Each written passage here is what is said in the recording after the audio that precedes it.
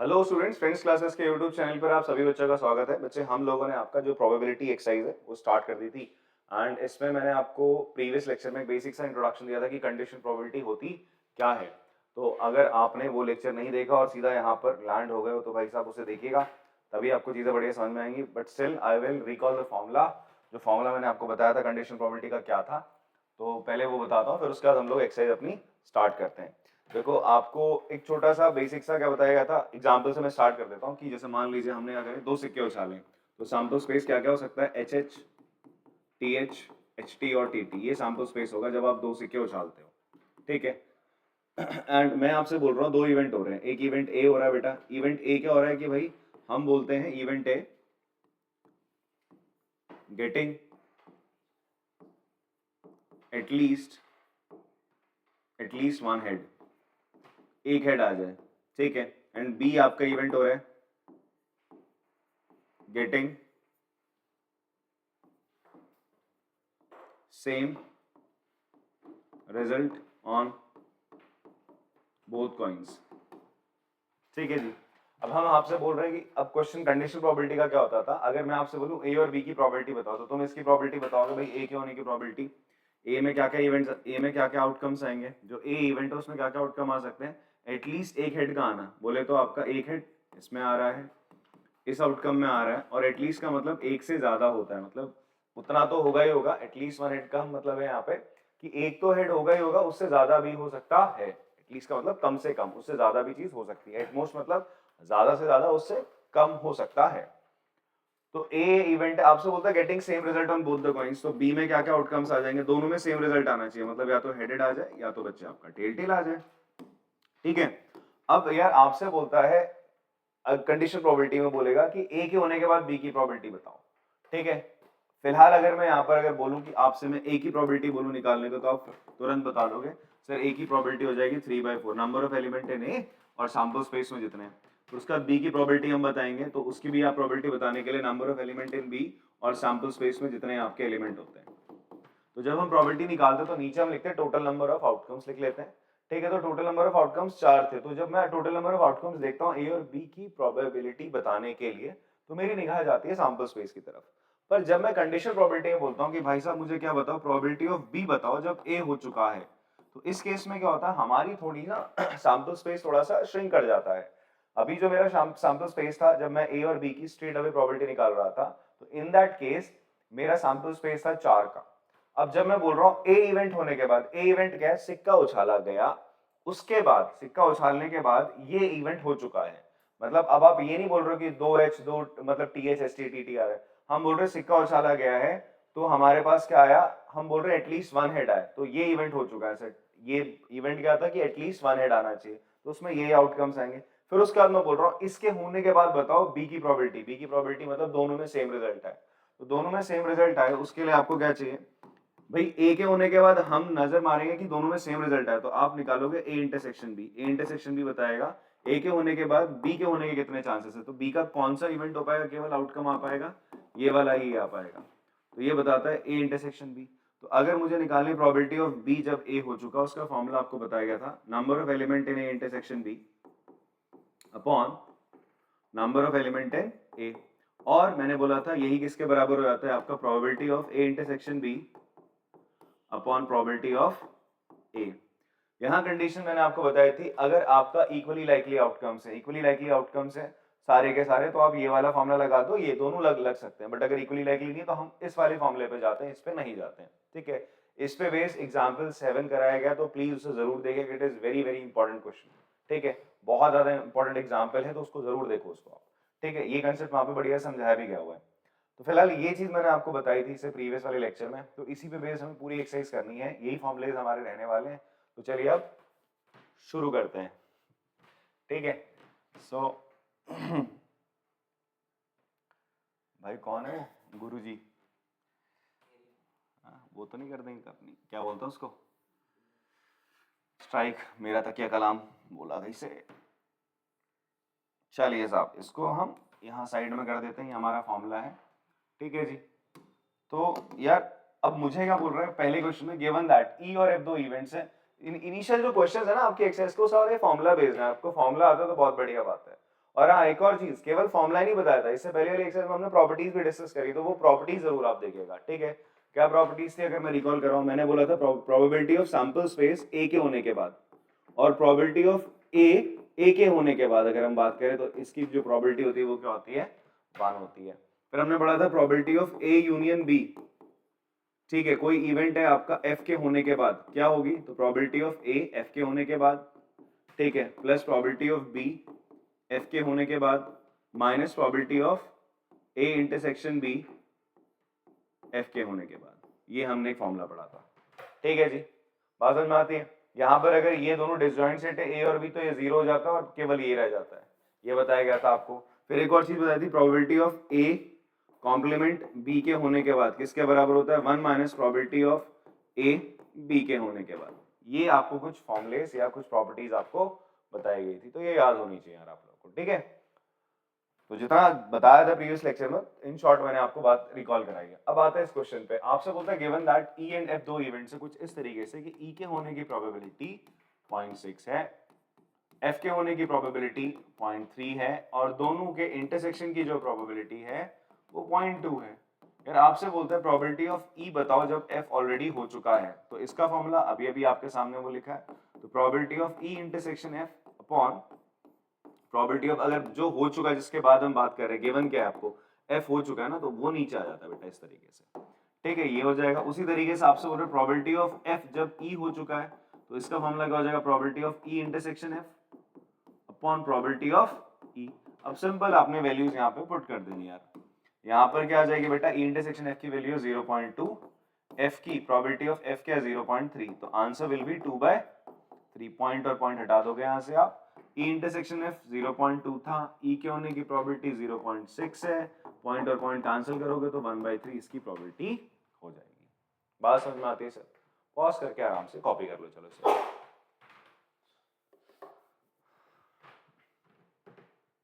Question number 2 देखते हैं। इसमें हमें फिर से आपसे बोलता है प्रोबेबिलिटी ऑफ बी आपको दे रहा है बच्चे आपको 0.5, ठीक है, probability of A intersection B आपको गिवन है, इट इज 0.32। आपसे बोलते हैं प्रोबेबिलिटी ऑफ ए बताओ जब बी ऑलरेडी हो चुका है, तो इसका फॉर्मूला क्या था, probability of A intersection B upon probability of B. और क्या ये दोनों चीजें मुझे पता है, देखो क्वेश्चन निकालने का ना, इवन फिजिक्स में भी आप इस चीज को इस्तेमाल करते हुए, अगर आपको मैथ्स में जहाँ फॉर्मुलेज लग रहे हैं, फॉर्मूला लिखो, फिर उसके फॉर्मूला लिखने के बाद जो जो वैल्यूज वहां पे पुट करनी है वो है नहीं है गिवन है, तो स्टेट अभी डाल दिया, अगर इनडायरेक्ट वे से निकलनी है तो फिर निकालनी पड़ती है। तो यहाँ पर तो इनिशियली दे ही रहा है यार, ए इंटरसेक्शन भी रखा आपने 0.32, प्रोबेबिलिटी ऑफ बी भी दे रहा है 0.5, तो पॉइंट से पॉइंट हटा 32/1 सेकेंड, पॉइंट से पॉइंट हटेगा 3.2 अपॉन 5 होगा ना, हाँ 32/50 हो जाएगा, तो कैंसिल करेंगे तो 16/25 आ जाएगा, ठीक है। देखो मैंने अभी 32/5 लिख दिया था गलती से, बट मैं एकदम से अलर्ट हो गया, क्यों, बिकॉज कभी प्रोबेबिलिटी 100 पर नहीं जा सकती है, मैंने बताया था आपको प्रोबेबिलिटी 0 और 1 के बीच में रहेगी। तो यहाँ मेरी कैलकुलेशन, मैंने पॉइंट हटाया फटाफट से, 3.2 करना चाहिए था, बट मैं 32/5 लिख गया, तो वहां मैं तुरंत ही अलर्ट हो गया कि भाई साहब प्रोबेबिलिटी 100 पर चली गई यहाँ, तो ठीक है, तो मैंने तुरंत देखा इस पॉइंट को यहाँ 3.2 कर लिया, फिर पॉइंट हटा के 50 आंसर, ठीक है। पॉज करके कॉपी कर लेंगे इसको।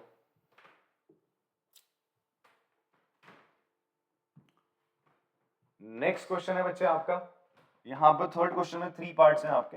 आपको क्या बोल रहा है, प्रोबेबिलिटी ऑफ ए दे रहा है, probability of B, probability of B by A 0.4 है। अच्छा, प्रोबेबिलिटी ऑफ ए क्या है बच्चे आपका, it is 0.8, probability of B आपको दे रहा है 0.5 एंड प्रोबेबिलिटी ऑफ बी जब ए ऑलरेडी हो चुका है उसकी प्रोबेबिलिटी 0.4 है।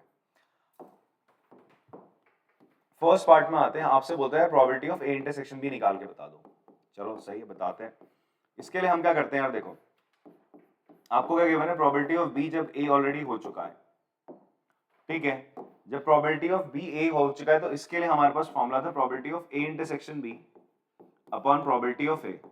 अब देखो इनमें से आपको क्या क्या चीजें गिवन है, आपको ये चीज गिवन है ये निकालना है, ये गिवन है आपको 0.4, ठीक है, ये आपको फाइंड आउट करना है, और प्रोबेबिलिटी ऑफ ए आपको गिवन है 0.8, ये इधर जाके मल्टीप्लाई हो जाएगा, 8 × 4 0.32, आपके पास क्या आ गया, probability of A intersection B, इस तरीके से, ठीक है, आपने देखा ये किसी ये गिवन है और ये आपको निकालना, आपको रिकॉल एकदम करना चाहिए कि भाई इसके फॉर्मूले में ये चीज आ जाती है, आती नहीं आती है, तो इसलिए मैं इसका फॉर्मूला लगा दूंगा और इसके फॉर्मूले में ये चीज और ये चीज मुझे पता है, ये निकालना है, वैल्यू जो जो आपको पता है वो आपने इंसर्ट कर दी। ठीक है, सेकेंड पार्ट पे आते बच्चे आपका। सेकेंड पार्ट में बोलता है प्रोबेबिलिटी ऑफ ए जब बी हो चुका है ये बता दो। तो इसका formula probability of A intersection B upon probability of B होगा बेटा। ए इंटरसेक्शन बी अभी अभी एकदम ताजा ताजा निकाला तुमने, probability of A intersection B 0.32 and probability of B कितना है बच्चा आपका, प्रोबेबिलिटी ऑफ बी इज 0.5। कितना बच्चा आपका 0.5 है। ओके, वही आगे पुराना वाला क्वेश्चन जैसा, तो कितना हो गया 16/25 आ गया। थर्ड पार्ट में आपसे बोलता है you have to find probability of A union B. अच्छा, probability of A union B किसके बराबर होता है, ये मैंने आपको एग्जांपल जब अभी करा रहा था तो फॉर्मूला बताया था, 11th का फॉर्मूला यहाँ पे लग जाएगा, it is equals to probability of A plus probability of B minus probability of A intersection B. ये प्रीवियस जो लेक्चर है उसमें आपको देखने को मिलेगा, अभी बता दिया, वापस से लिख लेना, नया फॉर्म मतलब पुराना ही है 11th का, लिख लेना आप लोग। तो प्रोबेबिलिटी ऑफ ए जो है लिख दो बेटा 0.8 प्लस 0.5 माइनस अभी अभी निकाला 0.32, तो ये हो जाएगा सर 8 और 5 13, 1.3 माइनस 0.32, तो कितना हो जाएगा सर ये 0.98। ठीक है, पॉज करके कॉपी कर लेंगे।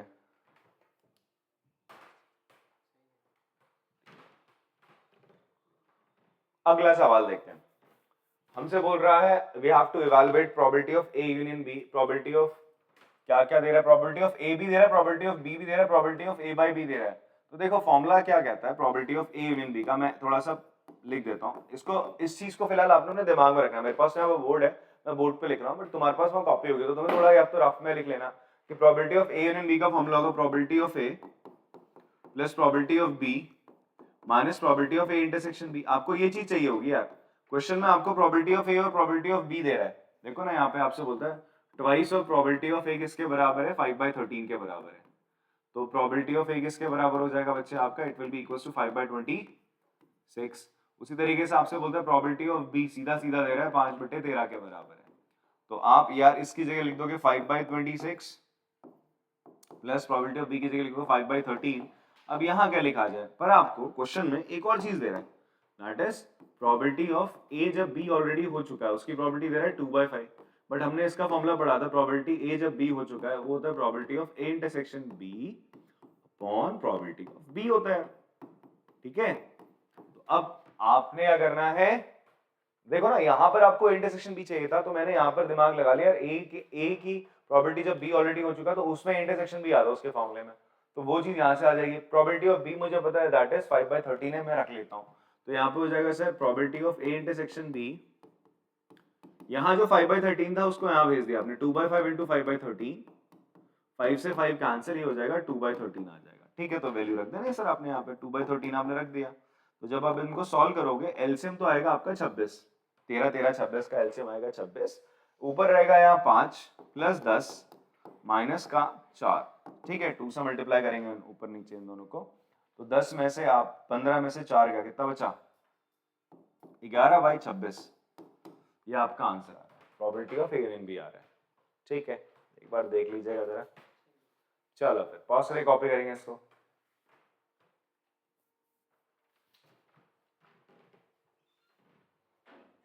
नेक्स्ट क्वेश्चन देखते हैं बेटा आपका। नेक्स्ट क्वेश्चन है प्रोबेबिलिटी ऑफ ए आपको गिवन है that is 6/11, probability of B 5/11 है, probability of A union B आपको दे रहा है। अच्छा ध्यान से देखो, ए यूनियन बी के फॉर्मूले में ये भी आता है, ये भी आता है, और साथ में ए इंटरसेक्शन बी भी आता है। तो 4 चीजें आती है इस फॉर्मूले में, जिनमें से आप अगले क्वेश्चन में मुझे ये पता, ये पता, ये पता, ये नहीं पता है। अगले क्वेश्चन में आपको ए इंटरसेक्शन भी नहीं पता और आपको यही निकालना है पहले पार्ट में, तो आप स्ट्रेट अवे इसका फॉर्मूला लगा के ये निकालोगे, फिर ये दोनों भी आराम से आ जाएंगे। आप पॉज करके खुद ही निकाल सकते हो, ठीक है, अगर आपको बातें समझ में आ रही है तो। देखो सबसे पहले आप probability of A union B का आपने फॉर्मूला लिखा, क्या होता है जी, probability of A plus probability of B minus probability of A intersection B होता है, ये आपका फर्स्ट पार्ट है। अब यहाँ पर बच्चे probability of A union B आपको दे रहा है 7/11, प्रोबेबिलिटी ऑफ ए दे रहा है 6/11, ये दे रहा है 5/11, माइनस आपको ये फाइंड आउट करना है, ठीक है। तो यार इन दोनों को जोड़ दो, 6 और 5 कितना होता है 11। वाह, ये तो 1 आ गया। इसको यहाँ भेजोगे तो आपका हो जाएगा probability of A intersection B किसके बराबर आ जाएगा सर 1 - 7/11, दैट विल बी 4/11 आ गया। 11 में 7 का कितना बचा 4 ना। तो मेरे पास ये आ गया मेरा फर्स्ट पार्ट। सेकंड पार्ट आपसे बोलता है, सेकंड पार्ट बोलता है प्रोबेबिलिटी ऑफ ए जब बी ऑलरेडी हो चुका है तो इसके लिए फॉर्मूला वही प्यारा सा probability of A intersection B. अब कोई बच्चा बोलेगा आप सर वो वाला फॉर्मूला क्यों नहीं लगा रहे, number of elements in A intersection B upon number of elements in B, because यहाँ नंबर ऑफ एलिमेंट्स गिवन है ना, इसलिए लगा रहा हूँ। ये गिवन था, प्रोबेबिलिटी इज गिवन, तो हम इसलिए ये फॉर्मूला इसको लगा रहे हैं स्ट्रेट अवे, ठीक है। अभी लगाएंगे उन फॉर्मूलेस को भी। तो प्रोबेबिलिटी ऑफ बी, फिलहाल ये फॉर्मूला होता है ए जब बी ऑलरेडी हो चुका है, तो वैल्यूज रख दो। ए इंटरसेक्शन बी की अभी निकाली तुमने 4/11, प्रोबेबिलिटी ऑफ बी की वैल्यू गिवन है दैट इज 5/11। होगा क्या, इस 11 से 11 कैंसिल, 4/5 इसका आंसर आ जाएगा, ठीक है। देन कम्स आपका थर्ड वन, दैट इज आपको निकालना प्रोबेबिलिटी ऑफ बी जब ऑलरेडी ए हो चुका है। Again same formula, probability of A intersection B, जो यहाँ पर दिख रहा है जो हो चुका है उसकी प्रोबेबिलिटी नीचे लिखी जाती है। Probability of A intersection B 4/11, A की प्रोबेबिलिटी कितनी थी बच्चे आपकी 6/11, 11 से 11 cancel, 4/6, the answer will be 2/3। Please check कर लीजिएगा इसको। चलो फिर पॉज से कॉपी करेंगे, सही है सारे आंसर्स।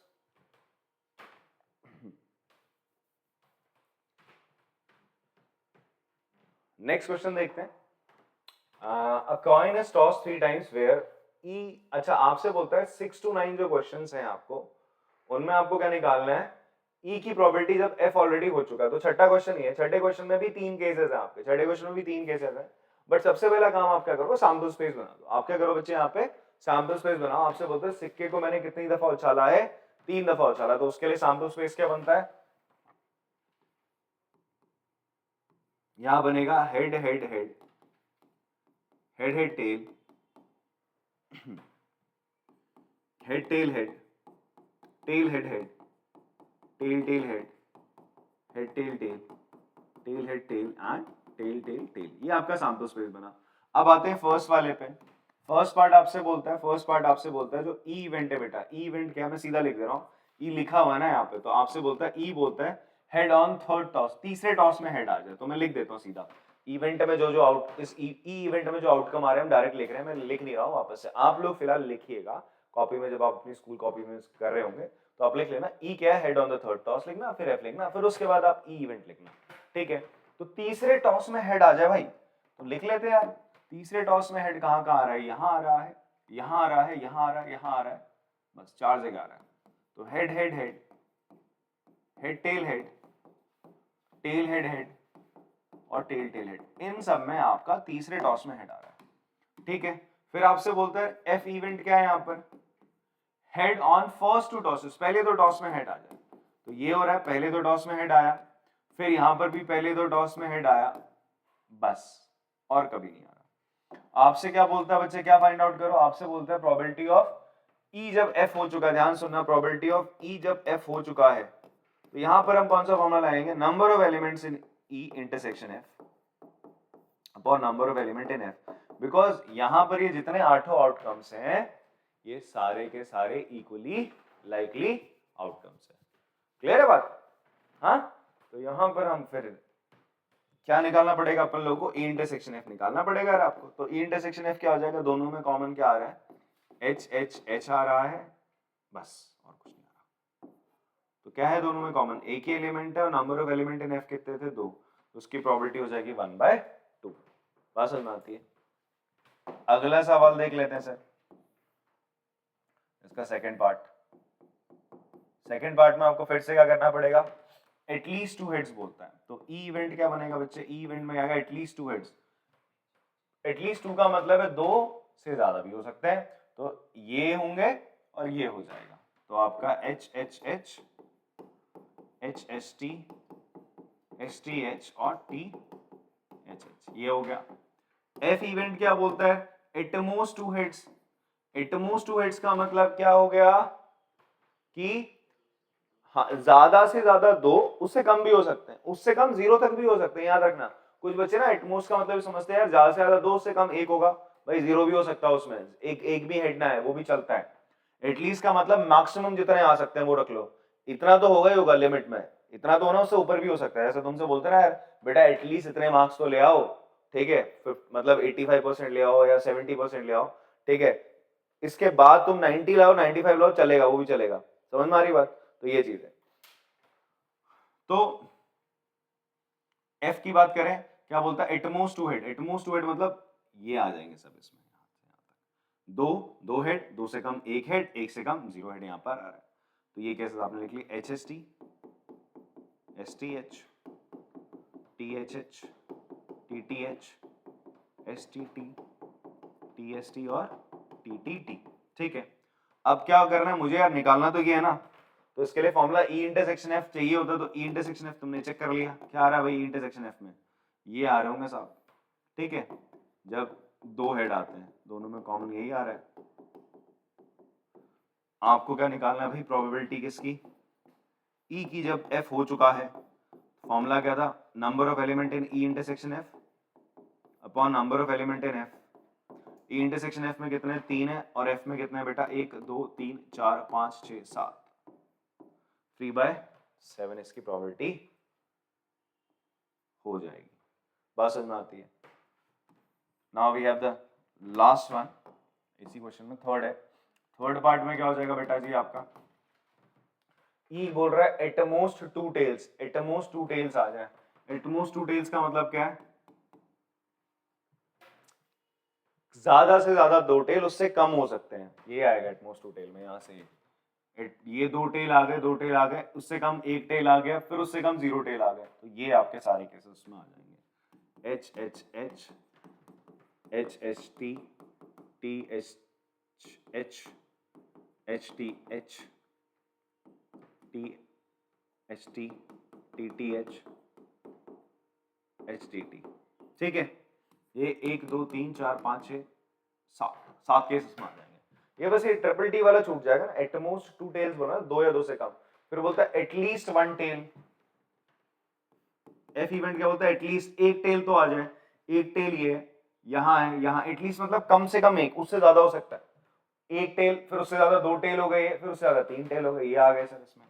ये हो जाएगा sir H H T, T H H, S T H, T S T, T T H, S T T, और फाइनली 3 टेल आ जाएंगे सर। ठीक है, अब तीनों में, इन दोनों में कॉमन क्या आ रहे हैं, इन दोनों में कॉमन आ रहे हैं आपके कौन से वाले इवेंट्स जहां पर आपका 1 टेल या 2 टेल आ रहे हैं, तो वो आ जाएंगे। तो हो जाएगा sir H S T, T H H, S T H, T S T, T T H और एस टी टी। ठीक है जी, ये तो आपको निकालनी प्रोबेबिलिटी ई की, जब ई की एफ की, ई की जब एफ ऑलरेडी हो चुका है, तो वो किसके बराबर होगा, number of element in E intersection F upon number of element in F. बेटा ई इंटरसेक्शन एफ में कितने एलिमेंट आ रहे हैं, तुम्हारे 6 आ रहे हैं, एफ में कितने आ रहे हैं 7, तो प्रोबेबिलिटी हो जाएगी आपकी 6/7। ठीक है, पॉज करके कॉपी कर लेंगे इसको।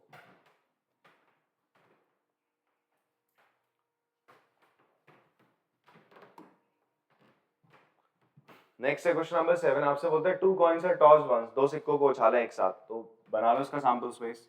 तो सैंपल स्पेस क्या बनेगा sir, H H, T H, S T और टी टी। आपसे बोलता है फर्स्ट पार्ट में टेल अपीयर्स ऑन 1 कॉइन, तो ई इवेंट में कौन कौन से आउटकम आ जाएंगे सर आपके, टेल पहले वाले में आ रहा है। अच्छा, आपको निकालना है क्या, you have to find out probability of E जब एफ हो चुका है। क्वेश्चन में निकालना है, तो निकालना प्रोबेबिलिटी ऑफ ई जब एफ हो चुका है। 6 से 9 तक यही करना है आपको। तो ई इवेंट हो जाएगा टेल अपीयर्स ऑन 1 कॉइन, पहले कॉइन में टेल आ जाए यार, पहले कॉइन में टेल यहां पर आ रहा है, टेल अपीयर्स ऑन 1 कॉइन बोल रहा है ना, अच्छा 1 कॉइन बोल रहा है, ओ सॉरी सॉरी 1 कॉइन बोला, क्या बोला 1 कॉइन, किसी एक में, not on the first coin, मैंने फर्स्ट लिख लिया। ठीक है, तो 1 कॉइन हो गया आपका, 1 कॉइन में बोल रहा है, तो टी एच, एच टी और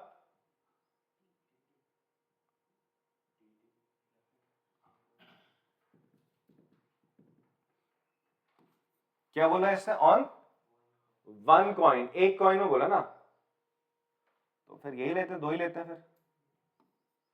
तो F क्या हो जाएगा आपका, 1 कॉइन शोज हेड, एक सिक्का क्या दिखा दे, हेड दिखा दे, TH HT, ठीक है। अब दोनों में कॉमन क्या है,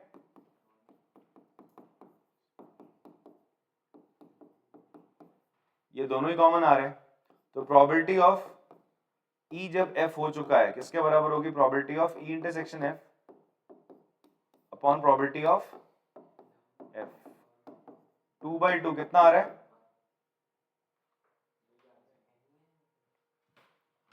अच्छा मैंने प्रोबेबिलिटी लिख दिया यहाँ पे, सॉरी नंबर ऑफ एलिमेंट होगा सर, यहाँ पे number of element in E intersection F upon number of element in F, तो कितना आ जाएगा सर, 2/2, दैट विल बी 1, ठीक है।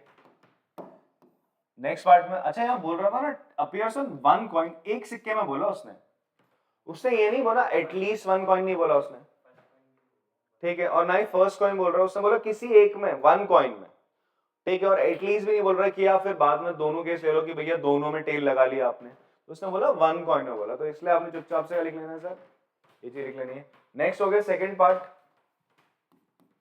आपसे बोलता है ई नो टेल्स अपीयर, टेल आए ना तो हेड हेड हो जाएगा यार, और एफ बोलता है नो हेड अपीयर्स, मतलब दोनों में क्या आना चाहिए, टेल आना चाहिए, दोनों का इंटरसेक्शन क्या हो जाएगा यार, 5, कुछ नहीं है उसमें, ठीक है। तो प्रोबेबिलिटी ऑफ किसकी, ई जब एफ हो चुका है तो क्या होगा, probability of E intersection F upon probability of, sorry number of element in E intersection F, पानी पीने का समय आ चुका है, number of element in F, ठीक है, तो ये हो जाएगा सर 0 अपॉन एफ 1 था। अच्छा एक चीज मैं आपको फॉर्मूला प्रीवियस लेक्चर में बताना भूल गया, ये फॉर्मूला डिफाइंड कब होता है, जब यहाँ पर ये चीज 0 नहीं होती है, ठीक है, या तो प्रोबेबिलिटी ऑफ एफ 0 नहीं होना चाहिए, number of element in F 0 नहीं होना चाहिए, तभी ये फॉर्मूला आपका डिफाइन होगा, अदरवाइज फॉर्मूला डिफाइन नहीं होता, ठीक है, पॉसिबल कॉपी करो इसको। चलो नेक्स्ट क्वेश्चन करते हैं यार, हमें बोल रहा है 8 a die is thrown 3 times, एक डाई को 3 दफा फेंका, 4 appears on the third toss, F है 6 and 5 appears respectively on the first 2 tosses, आपको क्या फाइंड आउट करना है, प्रोबेबिलिटी ऑफ E जब F ऑलरेडी हो चुका है, ये एक एग्जांपल है मेरे ख्याल से, कौन सा एग्जांपल नंबर 5 है, जो मैं ऑलरेडी करा चुका हूं इससे पहले वाली वीडियो में, तो जाके देख लेना, ठीक है, हमारी बात, जिन बच्चों ने देख लिया भाई कमेंट भी कर देना कि हमने देखा, नहीं देखा तो भी कमेंट कर देना, कर लीजिएगा, सेम है, सेम क्वेश्चन है, दोनों आपसे बोल रहे हैं ना, यहाँ पे ऐसा नहीं फिर 3 डाइस फेंकी एक साथ, तो इसमें कितने केस बनते हैं, 216, वो 216 केस नहीं बनाने बैठ जाना है, यहाँ पे सैंपल स्पेस मत बनाना, ठीक है, पता चला पूरे पेपर में सैंपल स्पेस बना के आया, सो फिर आपसे बोलते हैं 4 आ जाए आपका थर्ड टॉस में, ऐसे टोटल 36 केस बनेंगे, नंबर ऑफ एलिमेंट इन ई कितने हो जाते हैं आपके 36, फिलहाल इसकी जरूरत नहीं पड़ेगी बिकॉज मुझे number of element in F चाहिए होता है, और बोलते हैं 6 और 5 आ जाए, इसमें टोटल नंबर ऑफ केस बनते बच्चे आपके कितने, 6 बनते, कितने बनते हैं इसमें, 6 बन जाते हैं, दोनों का इंटरसेक्शन कर दो केवल एक आता है, तो इसकी प्रोबेबिलिटी कितनी आ जाती है, 1/6 आ जाएगी, ठीक है जी, आप देख लेना करा रखा है। चलिए अगला वाला क्वेश्चन कर लेते हैं अपन लोग, इसमें आपसे बोलता है mother father and son line up at a random for a family picture, अच्छा माँ बाप और उनका बेटा, ये तीनों गए हैं, एक फैमिली पिक्चर हो रही है, तीनों साथ में खड़े हैं, ठीक है जी, आपसे बोलता है क्या प्रोबेबिलिटी होगी जब एफ इवेंट हो चुका है, ई इवेंट क्या है कि सन ऑन वन एंड, सन एक एंड पे खड़ा होगा, ठीक है, और एफ क्या बोल रहा है, और हमें निकालनी प्रोबेबिलिटी ऑफ ई जब एफ हो चुका है, तो आपको ई और एफ में जो जो आउटकम आने वो बताना चाहिए, उससे पहले सैंपल स्पेस पता होना चाहिए। अब हम क्या कर रहे हैं, 3 लोग हैं घर में, उनको खड़ा कर रहे हैं, अब यार ऐसा है ना, फादर मदर और सन, ठीक है, अब ऐसा ना इसी ऑर्डर में रख सकते हैं, मदर इधर आ जाए, सन ऐसा आगे पीछे हो सकता है, तो ऐसे टोटल कितने केस बनेंगे बताओ भाई, मिस्टर आयुष, पहले आपको पता होना चाहिए टोटल नंबर ऑफ केस कैसे बनेंगे, तो यहां पर आपकी हेल्प करेगा परम्यूटेशन, याद आ रहा है आपको, अरेंजमेंट्स, परम्यूटेशन याद आ रहा है, तो परम्यूटेशन में हमने पढ़ा था 3 आपके लोग हैं, 3 प्लेसेस है सर हमारे पास, तो इसको भरने के 3 तरीके, अब एक यहाँ फिक्स हो गया, बाप या बेटा माँ में से कोई, अब कितने बचे दो लोग बचे, फिर दो में से फिर से एक फिक्स हो गया यहाँ पे बचे, तो कितने टोटल तरीके होंगे आपके पास? 6। अब ऐसा क्यों पता होना चाहिए? क्योंकि जब आप केस बनाओगे मे भी ऐसा हो सकता है आप एक केस छोड़ भी सकते हो, ठीक है? आप 5 बना के खुश हो गए, आपने बोला बन गया ना, आपको ये पता होना चाहिए एग्जैक्टली कितने केस बनेंगे। जैसे हम बात करते हैं ना, जब 3 सिक्के फेंकते हो तो कितने आउटकम्स आएंगे, पता होना चाहिए 8 है, तो 8 आपको बनाने आने चाहिए। फिर अब आपने बना दिए, अपने रफली बना रहे हो 6 या 7, बट पता होना चाहिए ना एग्जैक्टली कितने बनेंगे, तो आप फिर उतने बना भी लोगे आराम से। तो चलिए बनाते हैं, अभी आप आराम से 6 के 6 केस बना लोगे। सबसे पहले ऐसा करते हैं, बाप की पोजीशन एक जगह फिक्स कर देंगे, ठीक है? बाप को तुमने रखा सबसे पहले, माँ और बेटे को तुमने ऐसे लिख दिया, फिर ये हो जाएगा सन और मदर, ऐसा ऐसा करते रहो। पहले बाप को फिक्स कराना तुमने यहाँ पे, अब क्या करो, माँ को फिक्स कर दो पहले, बाप को और बेटे को इधर कर दिया, माँ इधर रहेगी, बाप बेटा पहले, बाप बाद में। फिर उसका किसको फिक्स करोगे? बेटे को। माँ तो कर दी फिक्स, ठीक है, समझ गया? अब बेटे को फिक्स कर दिया, माँ बाप को दाएं बाएं कर लो यार, ठीक है? बन गए 6 केस यार तुम्हारे, ठीक है? 6 केस बनाने थे, बन गए साहब। अब आपसे बोलता है इवेंट, क्या बोलता है? सन ऑन द वन एंड, सन किसी एक एंड पे होगा, तो आप देखो ना किसी भी एक एंड में, यहां पर भी एंड में लड़का, आप उन केस को हटा दो जहां वो बीच में है, ये इन केस में वो बीच में, बाकी सारे केस में क्या है, वो एंड पे ही है। तो इसमें आ जाएगा एफएमएस, एमएफएस, एसएमएफ और आपका एसएफएम, ये एक किसी एक एंड पे खड़ा है बच्चा। बाप बीच में होना चाहिए, वो केस देखो कहां पर है, जहां बाप बीच में, एक तो ये केस है और एक ये एमएफएस और एसएफएम। आपको प्रोबेबिलिटी निकालनी है इसकी, प्रोबेबिलिटी ऑफ ई, जब एफ हो चुका है तो ये होगा number of element in E intersection F upon number of element in F के बराबर। तो आपको क्या निकालना पड़ेगा बच्चे? ई इंटरसेक्शन एफ निकालना पड़ेगा, दोनों का इंटरसेक्शन करते हैं, आ रहा है कुछ? दोनों एफ ही आ रहे हैं, तो किसके बराबर है? तो एफ के बराबर, दैट इज इसमें आ रहा है एमएफएस एसएफएम। यार ये कहता है बच्चा कॉर्नर में होना चाहिए, लड़का कॉर्नर में होना चाहिए, और यहाँ बोल रहा है बाप बीच में होना चाहिए, तो दोनों में लड़का कॉर्नर में आ रहा है, कॉमन आ रहा है, तो ये हो जाएगा sir 2 by number of element in F कितना है? 2। आंसर 1 है इसका, तो प्रोबेबिलिटी आ गई सर 1, ठीक है? बात समझ में आती है? पॉज करके कॉपी कर लेंगे।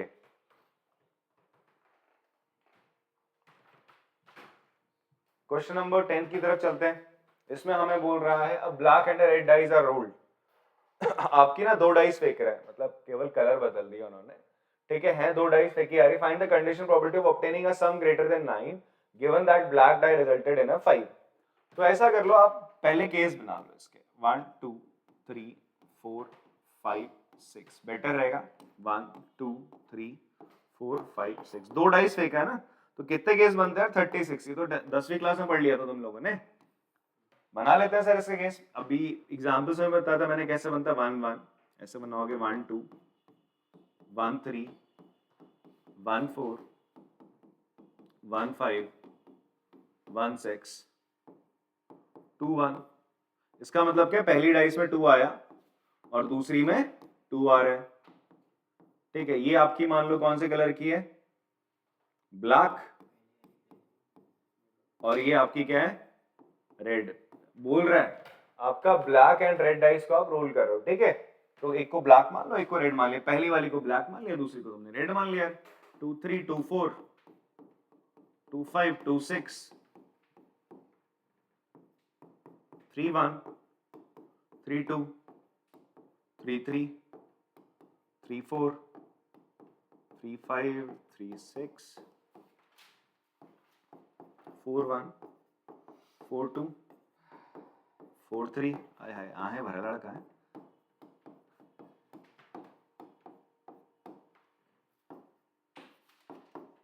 5 1 5 2 5 3 5 4 5 5 5 6 and finally last row आपकी 6 1 6 2 6 3 6 4 6 5 6 6।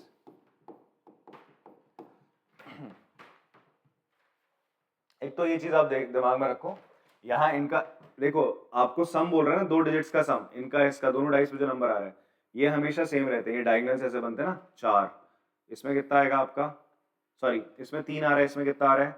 4 आ रहा है। फिर ऐसा डायगोनल बनेगा इसमें 5, फिर 6, फिर 7, फिर 8, फिर 9, फिर 10, फिर 11, फिर लास्ट में कितना आएगा 12। मैक्सिमम सम 12 जाता है और मिनिमम सम कितना जाता है आपका 2 जाता है, दोनों डाइस को जब हम ऐड करते हैं। ठीक है, सो यहाँ बोलता है find the conditional probability of obtaining a sum greater than 9। तो आपसे क्या बोलता है, ई इवेंट क्या है, ई इवेंट है बच्चे आपका सैंपल स्पेस, तो ये बन गया आपका, आपके सामने सैंपल स्पेस है। ठीक है, तो ई इवेंट है, सम क्या बोल रहा है, सम ग्रेटर देन 9, 9 से ज्यादा है सम। 9 से ज्यादा सम कितना हो सकता है, ध्यान से देखो 10 होगा। 9 से ज्यादा सम देखो, 9 सम कहाँ आएगा, 6 3 5 4 5 इसमें आएगा, बट 9 से ज्यादा बोल रहा है तो उसमें कौन सा आ जाएगा, एक तो ये वाले केस आएगा जिसमें 10 आ जाए, ये केस आएगा जिसमें आपका 11 आ जाए, और ये आ जाएगा जिसमें सम कितना आ रहा है आपका 12 आ जाए। तो ई जो इवेंट होगा उसमें क्या मिलेगा सर आपको, 6 4 5 5 और 4 6 एंड 6 5 5 6 और 6 6, ये तो चाहिए था आपका सम ग्रेटर देन 9। एफ बोलता है जो ऑलरेडी हो चुका है, जो ऑलरेडी हो चुका है, बोलता है गिवन दैट, ये हो चुका है, black die resulted in a 5, black dye में क्या आया है 5 आया, तो ब्लैक डाई में 5 आया, 5 है तो ब्लैक डाई है ना, तो हम इसको मान रहे हैं, इसमें ये केसेस आ जाएंगे आपके 5 1 5 2 5 3 5 4 5 5 5 6। ठीक,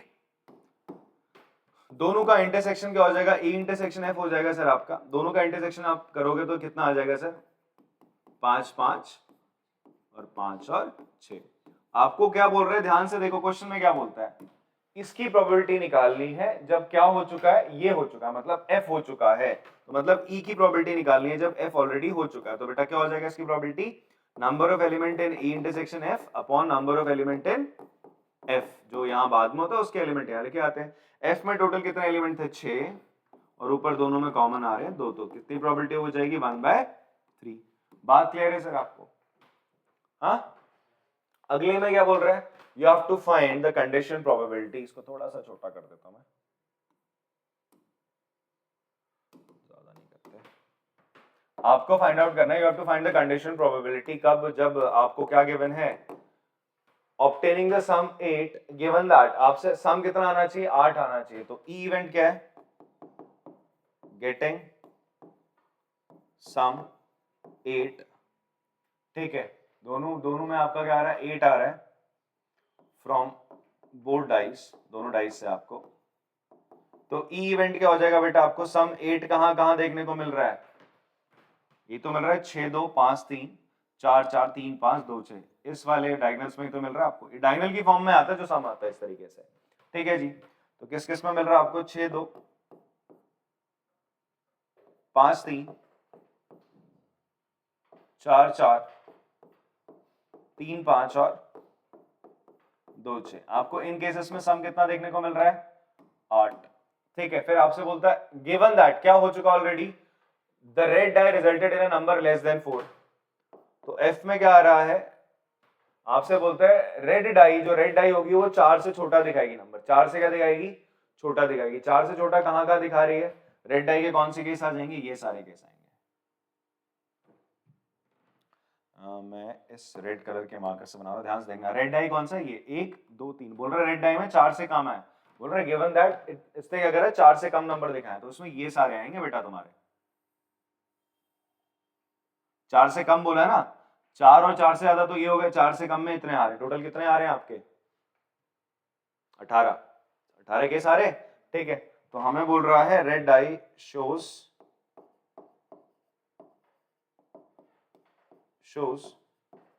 नंबर लेस देन 4, तो एफ में क्या आ जाएगा, ध्यान समझना, एफ में आएगा तुम्हारा 1,1 अप टू कहां तक 1, सॉरी नॉट 1,1, ये हो जाएगा सर आपका ऐसे, हाँ 1,1 2,1 ऐसे करके आपका 6,1, फिर ऐसे ही करके चलेगा आपका 1,2 2,2 ऐसे करके आप चलेंगे 6,2 तक, ऐसे ही करके आप 6,3 तक चले आएंगे। बस आपको बताना चाहिए नंबर ऑफ एलिमेंट एफ कितने हैं, ये आपने निकाल लिए, कितने आने चाहिए 18 आ रहे, कितने आ रहे बच्चे आपके 18 आ रहे, आपके पास ये है। अब उसके बाद आपको इंटरसेक्शन निकालना है, क्या निकालना है बच्चे आपको इंटरसेक्शन,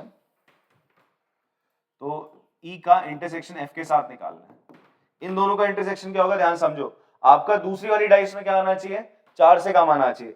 देखो यहां पर तो सारे वही लिखे हैं, अब आप यहां चेक कर लो, एक तो ये आ रहा है 4 से कम, ये आ रहा है 4 से कम, और कुछ नहीं आ रहा है। यहाँ पे दूसरी वाली डाइस में 4 से ज्यादा ही आ रहा है, 4 या 4 से ज्यादा, तो दोनों में कॉमन क्या आएंगे बेटा 6,2 और 5,3 आएगा।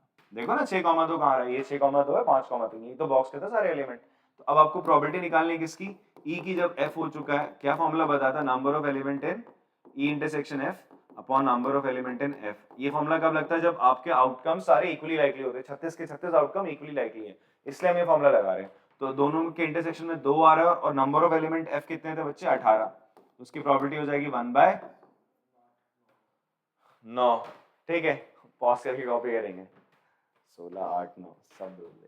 क्वेश्चन नंबर 11 करते हैं। इसमें बोल रहा है कि a fair die is rolled, एक ही डाई है, ठीक है। उसमें बोलता है आपके पास 3 इवेंट है, ई इवेंट है F और G। ई इवेंट बोलता है 1, 3, 5 आएगा, F इवेंट बोलता है 2 और 3 आएगा आउटकम, G इवेंट में 2, 3, 4, 5 आएगा।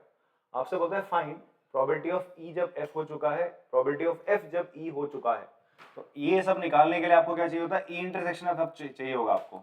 इसकी जब आपको प्रोबेबिलिटी निकालनी है तो सबसे पहले हम लिख लेते हैं E इवेंट क्या है मेरा 1, 3, 5 है, F क्या है 2, 3 है। तो पहले वाले क्वेश्चन के लिए तो यार सॉरी कर्ली ब्रेस लगेंगे आपका, तो आपको E इंटरसेक्शन F निकालना पड़ेगा। वो कितना आ रहा है बेटा आपका 3 आ रहा है, इसमें एक ही आउटकम आ रहा है, ठीक है। तो आपको फर्स्ट पार्ट में आपसे बोलते हैं प्रोबेबिलिटी ऑफ E जब F हो चुका है तो वो किसके बराबर होगा, number of element in E intersection F upon number of element in F, ठीक है। तो E इंटरसेक्शन F कितना हो जाएगा 3, number of element in F हो जाएंगे कितने, एक सेकेंड, एक है ना, सॉरी यार ये तो एलिमेंट क्यों लिख दिया हमने, नंबर ऑफ एलिमेंट कितने एक है और number of element in F में कितने 2 है। तो देखो फिर से 3/2 हो रहा था तो मैं अलर्ट मोड में आ गया अगेन, यार प्रोबेबिलिटी 1.5 हो रही थी, हो ही नहीं सकती। उस तरीके से प्रोबेबिलिटी ऑफ F जब E ऑलरेडी हो चुका है तो हो जाएगा number of element in E intersection F upon number of element in E। इसमें नंबर ऑफ एलिमेंट कितने आ रहे हैं, एक आ रहा है बेटा, E में कितने एलिमेंट है 3, तो इसकी प्रोबेबिलिटी 1/3 हो जाएगी। बात समझ में आती है। देन सेकंड पार्ट आपसे बोलता है क्या करना है जी आपको, प्रोबेबिलिटी ऑफ E जब G हो चुका। अच्छा यहाँ पर G और E की बात चल रही तो आप ऐसा करो, E आपने लिख लेना E सेट है 1, 3, 5, ठीक है। फिर G सेट लिख लो, G सेट क्या था 2, 3, 4, 5, दोनों में कॉमन क्या है पहले वो लिख लो आप, E इंटरसेक्शन G, तो 3, 5 दोनों में कॉमन आ जाएगा यार, ठीक है। तो अब आपको निकालना है प्रोबेबिलिटी ऑफ E जब G हो चुका है तो वो किसके बराबर होगा, number of element in E intersection G upon number of element in G। तो कितना है E इंटरसेक्शन G में कितने बेटा 2 है और G में कितने 4 है, तो 1/2 इसकी प्रोबेबिलिटी हो जाएगी। दूसरे पार्ट में बोलता है प्रोबेबिलिटी ऑफ G जब E हो चुका है, ये हो जाएगा number of element in E intersection G upon number of element in E। तो E इंटरसेक्शन G में कितने 2 थे और E में कितने बच्चे आपके 3 है, तो 2/3 इसकी प्रोबेबिलिटी हो गई। बात क्लियर है। लास्ट वाले में आपसे बोलता है E यूनियन F की प्रोबेबिलिटी जब G हो चुका है, तो सबसे पहले आपको E यूनियन F निकालना पड़ेगा। E यूनियन F निकाल लो पहले तो आप, तो E यूनियन F में क्या आ जाएगा 1, 2, 3, 5 आ जाएगा, ठीक है। G कितना है बेटा आपका, G है आपका 2, 3, 4, 5।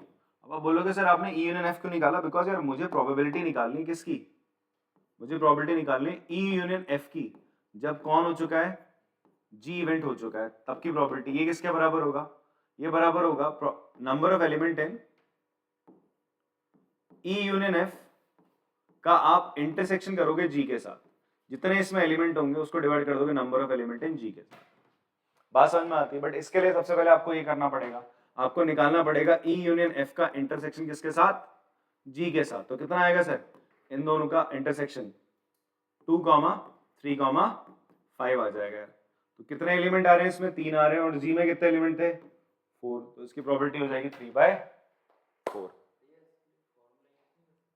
कौन सा फॉर्मूला इस्तेमाल करेंगे? ना ना ना ना ना ना, तो वो फॉर्मूला क्या था आपका?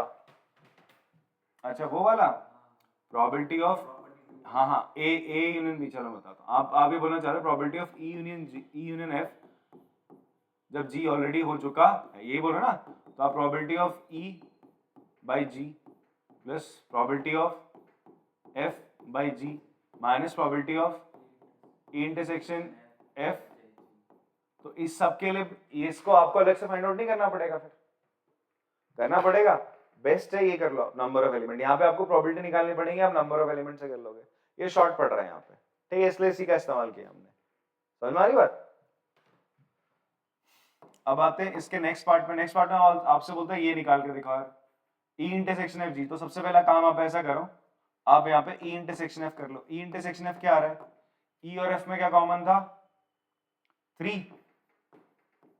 फिर जी आपको बोल रहा है कितना? 2, 3, 4, 5। आपको क्या बोल रहा है? इसके इस इवेंट के होने की प्रोबेबिलिटी निकालनी जब ऑलरेडी जी हो चुका। तो आप ऐसा करोगे, दोनों का इंटरसेक्शन कर लो, ई इंटरसेक्शन एफ का इंटरसेक्शन कर लो जी के साथ। तो कितना आ रहा है? केवल 3 आ रहा है। आपको क्या निकालना है बेटा? प्रोबेबिलिटी निकालनी है किसकी? ई इंटरसेक्शन एफ की, जब ऑलरेडी जी हो चुका है सर। तो ये क्या हो जाएगा? Number of element in E intersection F intersection G में जितने नंबर ऑफ एलिमेंट होंगे, नंबर ऑफ एलिमेंट इन जी।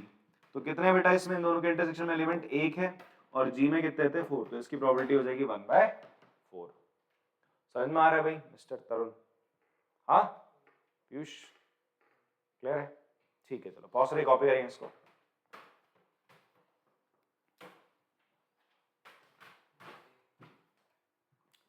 अगला सवाल देखते हैं। इसमें हमें बोला है assume that each born child is equally likely to be a boy or girl। आपसे बोल रहा है कि किसी परिवार में, यार ये थोड़ा सा वो हो गया ना, भेदभाव हो गया यहाँ पे ट्रांसजेंडर्स के लिए। हम लोग मैथ्स में बच्चों को बोल रहे हैं कि बच्चा क्या होगा? लड़का या लड़की होगा। तो कोई और भी तो हो सकता है जेंडर, ठीक है? तो यहाँ पे ये चीज तो गलत है यार, ठीक है? हमारी कोचिंग में कौन सा तीसरा जेंडर कौन सा है? अच्छा दीपक कलाल नहीं है, नहीं। हाँ, उससे क्या मतलब है? वो लड़का नहीं होता, लड़का तो लड़का है ना, ना वो चीज अलग होती है। Assume that each born child is equally likely to be a boy or a girl। इससे करना पड़ेगा परिवर्तन, फिर इससे बताना पड़ेगा होता क्या है। सर ले जाएंगे तेरे को ना ऐसे, फिर दिखाएंगे ऊपर का हुआ देख, ठीक है? तो assume that each born child is equally likely to be a boy or a girl, ठीक है? आप ये मान के चल रहे हो कि यहाँ पर जो बच्चा पैदा होगा लड़का होगा या तो लड़की होगा, ठीक है? If a family has a 2 children, what is the conditional probability that both are girls given that the youngest is a girl? आपसे बोल रहा है भाई एक फैमिली के 2 बच्चे हैं, ठीक है? आपसे बोलता है कि जो छोटा है ना वो लड़की है, और फिर दूसरे बोलता है एटलीस्ट। अच्छा यहाँ पर एक और चीज है, कंडीशनल प्रोबेबिलिटी बोल रहा है दैट बोथ आर गिवन। हमें बोलता है क्या प्रोबेबिलिटी निकालनी? कंडीशनल प्रोबेबिलिटी निकालनी कि दोनों लड़कियां होंगी। ये ई इवेंट हो गया तुम्हारा। ये क्या हो गया? अगर मैं इसे ई इवेंट बोले तो क्या हो जाएगा? ई इवेंट हो जाएगा बोथ चाइल्ड आर गर्ल्स, ठीक है? पहले वाले में जो आपका फर्स्ट पार्ट है, और उसमें एफ जो इवेंट है वो बोल रहा था youngest is a girl. F event है यंगेस्ट चाइल्ड इज गर्ल, ठीक है? तो आपको एक्चुअल में क्या करना है? प्रोबेबिलिटी ऑफ ई निकालनी जब एफ हो चुका है। आपसे बोल रहे हैं ना, आप बताओ कंडीशन प्रोबेबिलिटी दोनों लड़कियां ही हो, क्या है कंडीशन? कंडीशन क्या है कि भाई हमें पता है कि जो छोटी वाली है वो तो लड़की है, ठीक है? ये आपको निकालना है सर। बट इसके लिए सबसे पहले आप सैंपल स्पेस बनाओगे ना, तो आपने लेट कर लिया। लेट आपका, आप क्या कर रहे हो? आप लिख लो यहाँ पे लेट जी, या फिर फ्रॉम, आप ही कर लो लेट कैपिटल लेटर्स। क्या रिप्रेजेंट करेंगे? Capital letters represent elder child. वो किसको रिप्रेजेंट करेंगे? एल्डर चाइल्ड को। And small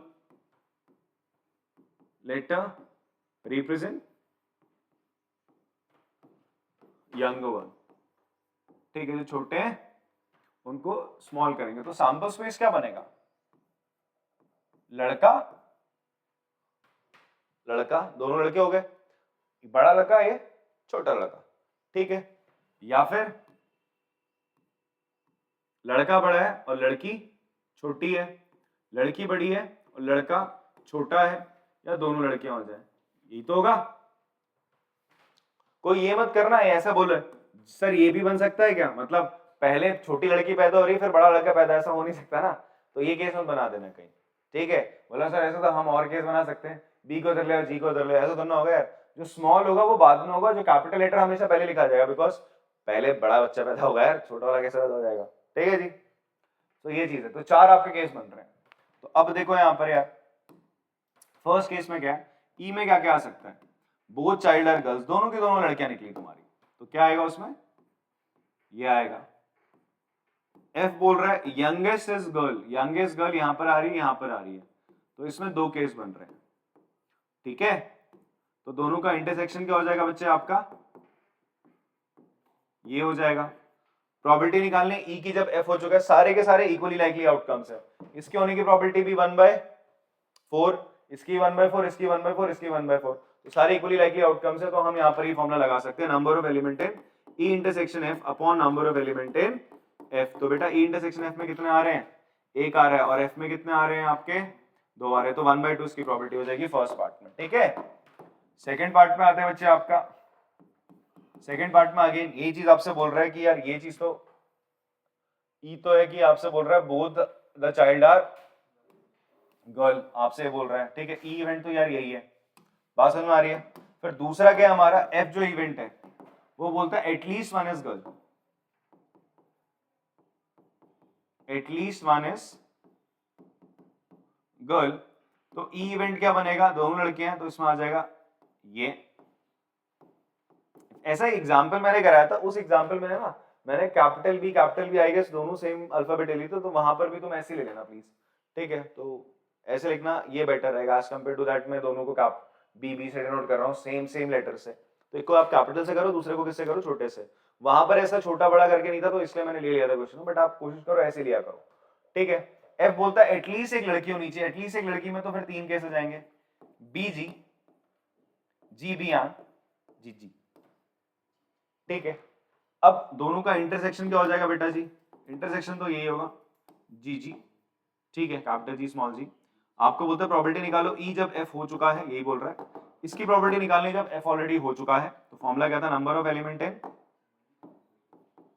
E intersection F upon number of element in F, तो 1/3 आ जाएगा, नंबर ऑफ एलिमेंट एफ आपके यहाँ पे 3 है, ठीक है। बहुत सारी कॉपी करेंगे इसको, चलो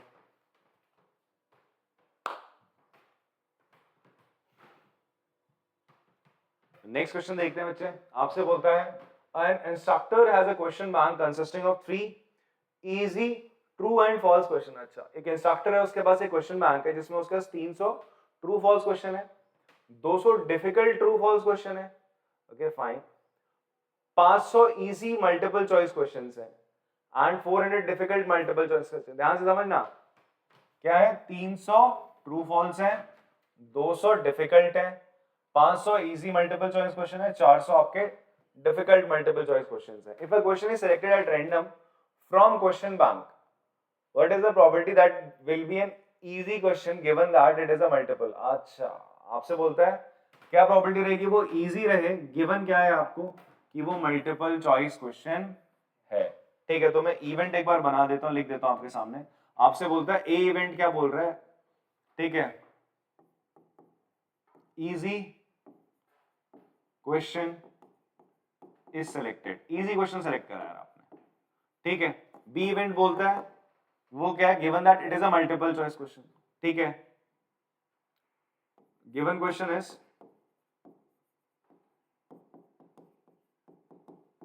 मल्टीपल चॉइस क्वेश्चन। इतनी बात समझ में आ रही है आप लोग को, हाँ। तो आपको क्या निकालना है पता है, आपको फाइंड आउट करना है, you have to find out probability of A जब बी ऑलरेडी हो चुका है, you have to find probability of A जब बी हो चुका है, तो ये किसके बराबर होगा, probability of A intersection B upon probability of B के, हाँ वो भी हो जाएगा, दोनों फॉर्मूले हैं। और you can write number of element in A intersection B upon number of element in B.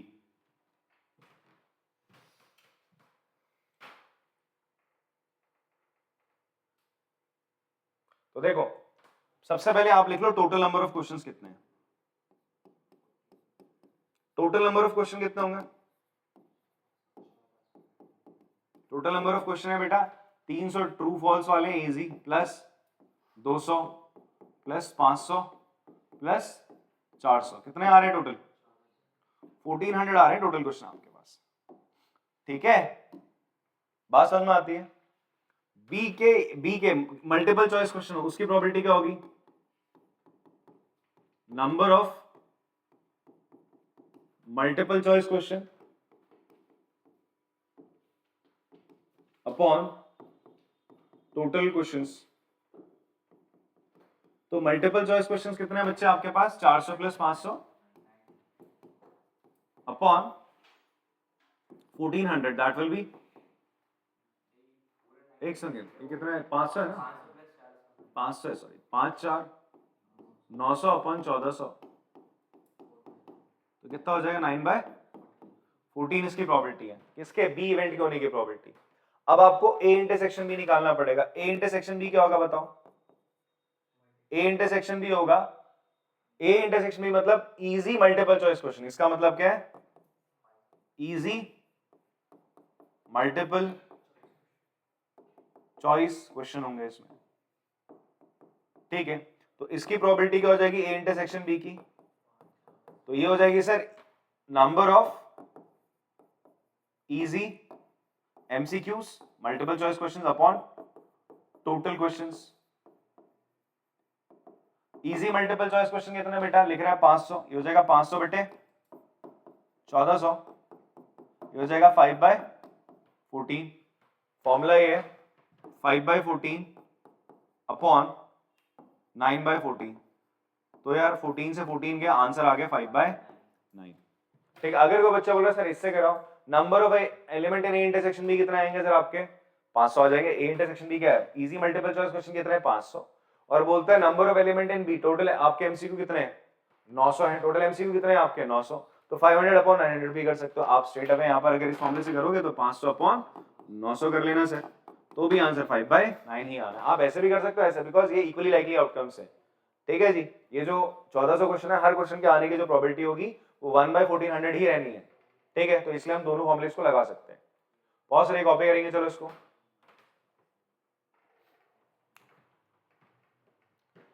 Next question देख लेते हैं बेटा 15(1). आपसे बोलता है given that two numbers appearing on throwing two dice are different, find the probability of the event sum of number on the dice is 4। आपसे बोल रहा है given that two numbers appearing on throwing two dice are different. Given that क्या बोला है? ये हो चुका है। ठीक है, ये हो चुका है सर। सो यहां से देखो, जब आप क्या करते हो 1 2 3 4 5 और 6, 1 2 3 4 5 6, मैं बना नहीं रहा हूं पूरा का पूरा टेबल, अभी बना चुका था ऑलरेडी। इसमें बस आपको बता दे रहा हूं वो केसेस जब सेम आएगा, 1 1 2 2 3 3, जिन्हें हम डबलेट्स बोलते हैं, तो 4 4 5 5 और 6 6, ये वो केस है जब दोनों में सेम नंबर आएंगे। जब दोनों में क्या आएंगे आपके? सेम नंबर्स आते हैं। बाकी जितने केस है उनमें एक में अलग आएगा, दूसरे में अलग। जैसे ये आएगा 1 2 1 3 1 4 1 5 1 6, ये 2 1 2 3 2 4 2 5 2 6, इस तरीके से आएंगे, सेम नहीं आने वाले दोनों में। आपसे बोलते हैं given that two numbers appearing on the throwing two dice are different, दोनों के दोनों क्या अलग अलग है, सेम नहीं है भाई साहब। तो ए इवेंट है getting different number on both dices. ठीक है, ये मेरा ए इवेंट हो गया। बी इवेंट क्या बोलता है? आपको बताना है क्या प्रोबेबिलिटी रहेगी of the event the sum of number on the dices 4। Sum कितना आ जाए? सम ऑन डाइसेस इज 4 आ जाए। तो ए इवेंट में क्या आएगा बेटा? ए इवेंट में क्या क्या आ जाएगा? इसमें आ जाएगा आपका 1,2 अप टू 1,6 तक। ठीक है, फिर आएगा आपका 2,1 2,3, फिर ऐसा आएगा 2,6 तक, ऐसे करके चलता रहेगा। इसमें आएंगे, इसमें आपका आएगा लास्ट 6,5 तक आ जाएगा सर आपका, ठीक है। 6,6 नहीं आएगा, बट ये वाले एक्सक्लूड कर दोगे आप, ये वाले आप हटा दोगे। बात समझ में आ रही है आपको? आप सैंपल स्पेस में से क्या कर दो, या फिर आप इसको ऐसे भी लिख सकते हो, आप s माइनस ऐसा कर लो, 1 1 2 2 3 3, आपके समझने के लिए बेटर रहेगा, 4 4 5 5 और 6 6। बात समझ में आती है? आपको एक्चुअली पता निकालना क्या है, you have to find out probability of क्या, b की जब a हो चुका। मैं पहले आपको ये क्लियर कर देता हूँ। क्यों आप बोलोगे सर आपको ऐसा पता चला, यहाँ पे लिखा ना गिवन दैट ये हो चुका है, ये वाला हो चुका है, उसके बाद b की बारे में बात हो रही है भाई, ठीक है। और b इवेंट क्या है, सम ऑन डाइस 4 आ जाए। 4 कब आता है यार? 4 आता है तुम्हारा 2 2 पे आता है, और कब आता है 1 3 पे आएगा, और 3,1 ऐसा डायगोनल सा बनता है ना, बस इसके अलावा और कभी नहीं आएगा सम वो। तो इन्हीं 3 पे आना है। b क्या हो रहा है बेटा तुम्हारा 3 1 2 2 और 1 3। अब आप देखो दोनों में कॉमन क्या है ना, a और b में इंटरसेक्शन निकालो, a और b का इंटरसेक्शन क्या आएगा 3 1 और 1 3। a बोलता है दोनों में अलग आना चाहिए, और b में ऐसा दोनों में अलग वाला ये तो है, 2 2 दोनों में सेम चीज आ रही है, तो बस ये आ गया इंटरसेक्शन b। आपको इसकी प्रॉपर्टी निकालनी है, तो इसका फॉर्मूला हमने क्या पढ़ा था, number of element in a intersection b upon number of element in what a r। तो number of element in a intersection b कितना आ रहा है, 2 आ रहे हैं। a में कितने बेटा, इसमें तो 30 है, 36 में 36 केस होते हैं टोटल, उसमें से 6 माइनस करोगे तो कितना आ रहा है number of element in A. Number of element in A कैसे निकालोगे आप, 36 में से आप 6 माइनस कर दो, दैट इज 30 आ जाएगा। तो प्रोबेबिलिटी कितनी आ जाएगी बच्चे, 1/15 आ गई। बात समझ में आती है? पॉज करिए, कॉपी करेंगे इसको।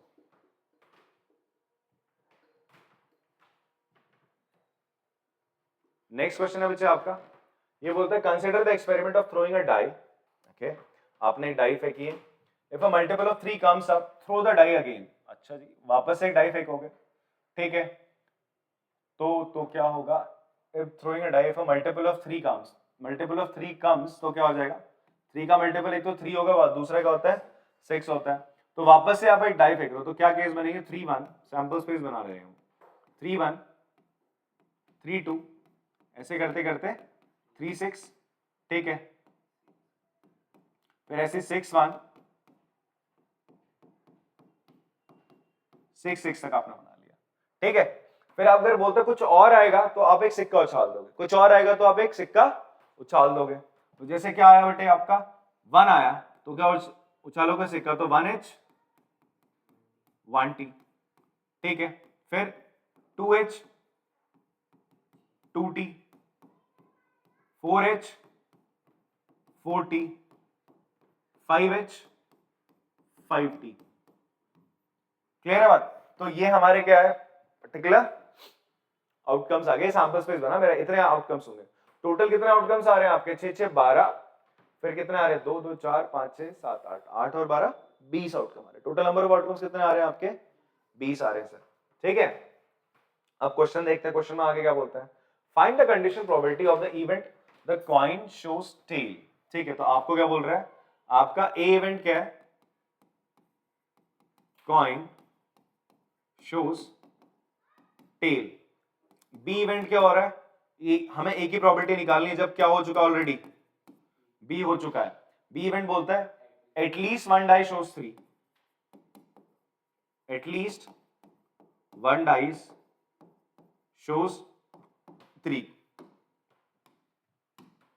एटलीस्ट वन डाई शोज 3 का मतलब क्या होगा, या दोनों शो कर दें, या तो दोनों शो कर दें तीनों की, ठीक है। तो इवेंट क्या होंगे, ए में क्या क्या आ जाएगा, कॉइन ने क्या दिखाया, टेल दिखाया, तो 1t 2t 4t और 5t। बी इवेंट क्या बोल रहा है, एटलीस्ट वन डाई शोज 3।